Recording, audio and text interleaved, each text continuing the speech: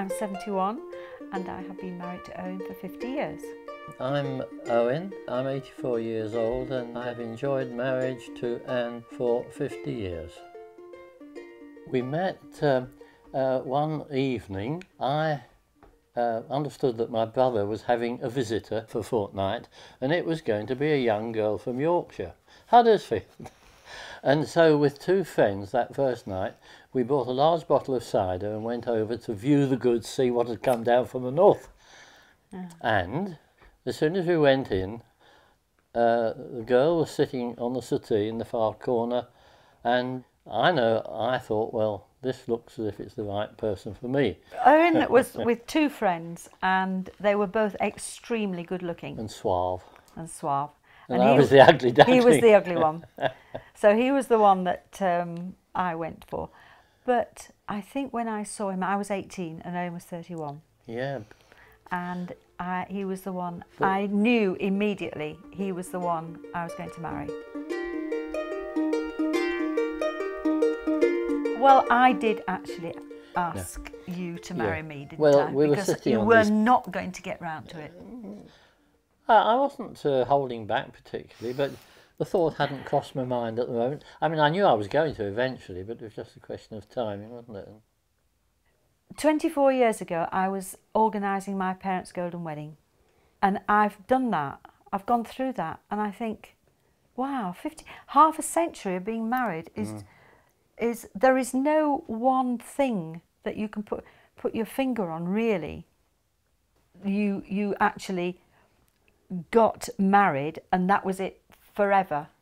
It was for better or worse, for richer or poorer, in sickness, in health.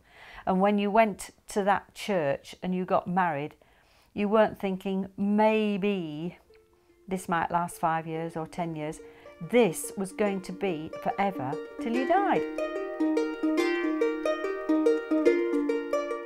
It's got to be that instant chemistry. I've been looking for that for years. And then I think it's very important, especially as you get older, to have a sense of humour. That is very important in love.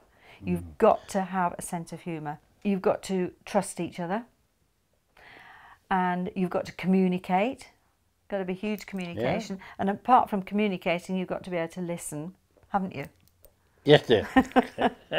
So that's some of the those secret, things, I'm told. That's the secret. That I say yes, dear.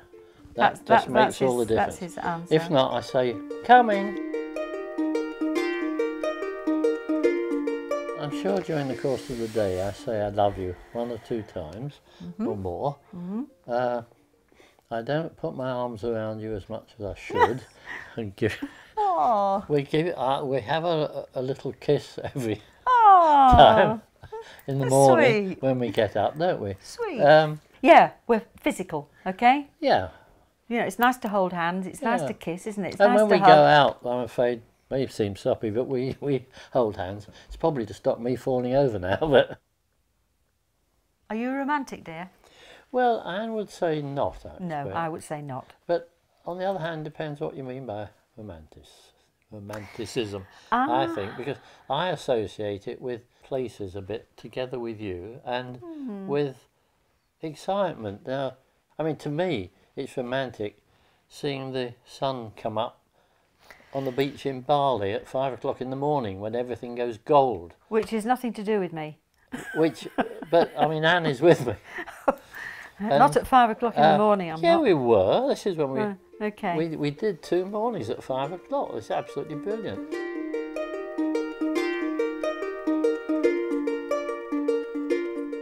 As I've got older, I nag less.